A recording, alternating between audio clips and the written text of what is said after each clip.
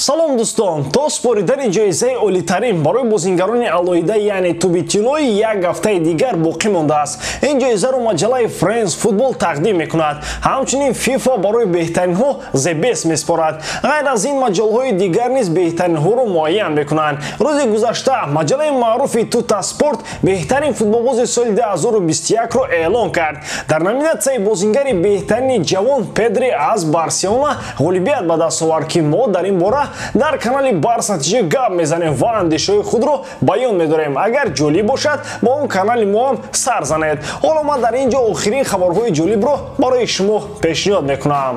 Дӯстон, Лигаи Чемпионҳо баргашт ва моро имшаб тоб рақобатҳои интизор аст. Челси дар Лондон кӯшиш мекунад қасдашро аз Ювентус гирад. Барселона зери роҳбарии Хави аввалин бозии худро дар Лигаи Чемпионҳо бар зидди Бенфика мегузаронад. Милан ба Мадрид сафар карда бо Атлетико во мехӯрад. Дар ҷанги халтаи пулҳо Манчестер Сити кӯшиш мекунад ки қасдияшро аз ПСЖ гирад. Оё Месси метавонад боз ба дарвозаи дастаи Гвардиола гол занад? Тамошои бозиҳоро бо 1x метавонед ҷолибтар кунед. Регистратсияи осон, пур кардани маблағ аз томи гӯшаву канори дунё ва коэффициентҳои баланд. Вале аз ҳам муҳим, бонус то $100 дар аввалин пардохт бо промокоди AMG0777.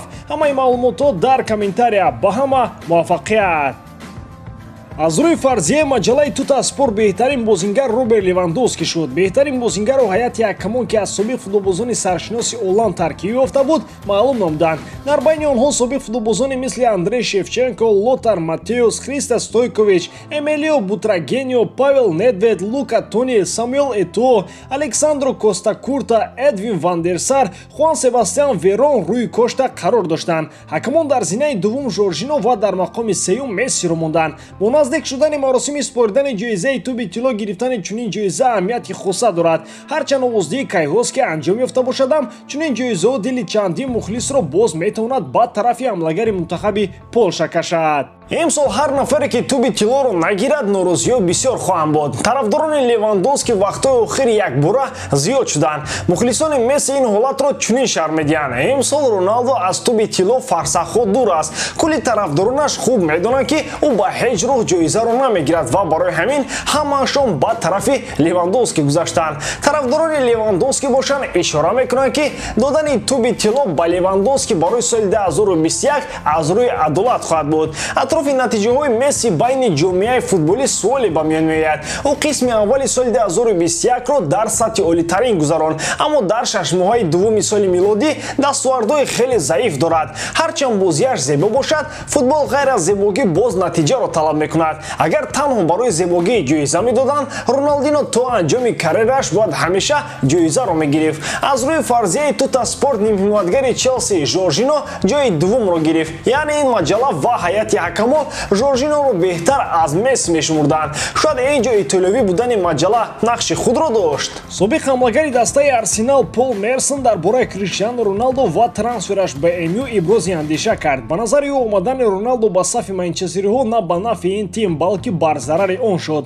пеш аз ҳама ин ба кору фаъолияти Сулшер таъсиргузор буд. Мерсон чунин гуфт: ба Сулшер раҳмам меояд. дар оғози мавсим ӯ нақша дошт. мавсими гузашта МЮ ба гирифтани зинаи дуввум мушарраф шуд. ӯ мақсади овардани Санчоро ба Манчестер дошт ва ин нақшаро дар амал татбиқ кард. дар баробари ин шартномаи Каваниро тамдид намуд. як нақшаи муайян дида мешуд. Кавани дар ду бозӣ ҳадди ақал як бор бозӣ мекард. Санчо дар як канор ва Решфорд дар канори дигар ба майдон мебаромад ва Гринвуд аз ҳайати захирави пайваста ба майдон ворид мешуд. қувва, ҷавонӣ ва як сатҳи муайян ба чашм мерасид. пас он дар оғози мавсим роҳбарияти Манчестер Юнайтед Роналдоро ба сари Сулшер бор карданд. ман фикр мекунам барои ин ҳодиса шуда Сулшер ҳамаи нақшаҳои худро як тараф гузошт. агар як нақшаи муайян набошад, 29 бозиро бемағлубият паси сар кардан номумкин аст. Санчо бояд як силоҳи хавфнок дар низоми бозии МЮ мешуд. бо Роналдо дар ҳаят ин силоҳро истифода кардан номумкин мешавад. Бруно Фернандеш беҳтарин футболбози Манчестер Юнайтед дар мавсими гузашта буд. имсол сатҳи мавсими гузаштаи ин бозингар дида намешавад. МЮ ҳамлагари португалиро танҳо ба хотири таваҷҷӯҳи Манчестер Сити харидорӣ кард, гуфт Мерсон. бо бархе аз суханҳои собиқ футболбози Арсенал метавон розӣ шуд, аммо дар баробари ин баъзе андешаҳои ӯ қобили қабул нестанд.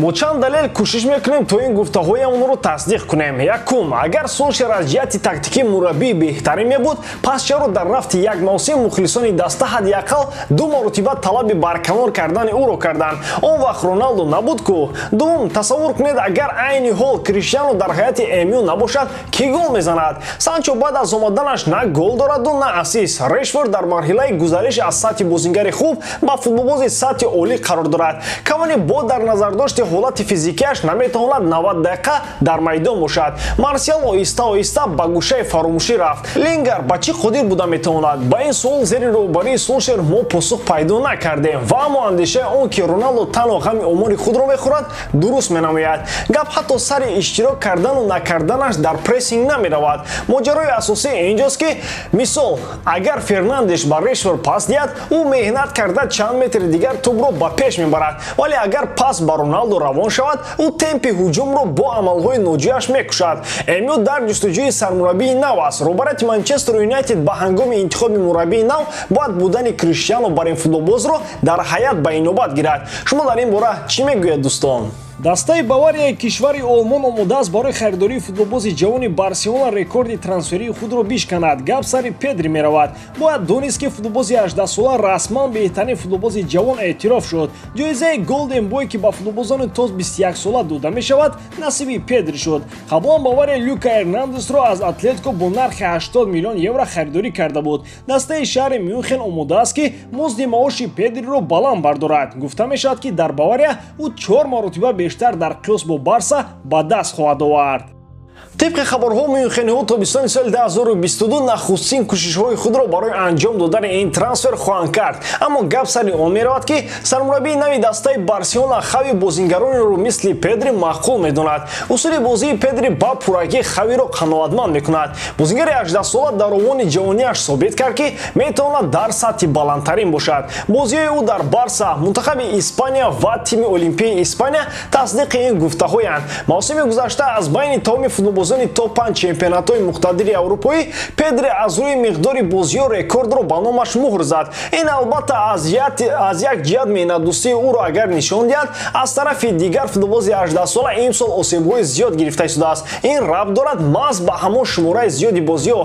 Пас аз барқарор кардани саломатии худ, Педри дар талоши он хоҳад буд ки мавқеашро дар Барсаи хави мустаҳкам намояд. Манчестер Юнайтед дар ҷустуҷӯи сармураббии нав аст. Номзадон зиёданд ва дар байни онҳо исми сармураббии Аякс Эрин Тен Хаг рӯз то рӯз ҷилову дурахшаш бештар шуда истодааст. Тибқи хабарҳо Тен Хаг дастаи Аяксро дар нимаи мавсим намемонад. Агар ӯ ба МЮ биёяд, танҳо пас аз анҷоми мавсими ҷорӣ. гуфта мешавад ки Тен Хаг аллакай ғояҳои худро ба роҳбарияти Манчестер Юнайтед иброз доштааст. Кадом идеяро ӯ пешниҳод намуд, гуфта намешавад, вале ҳамин бо идея омадани Тен Хаг ба МЮ бояд боиси хурсандӣ бошад.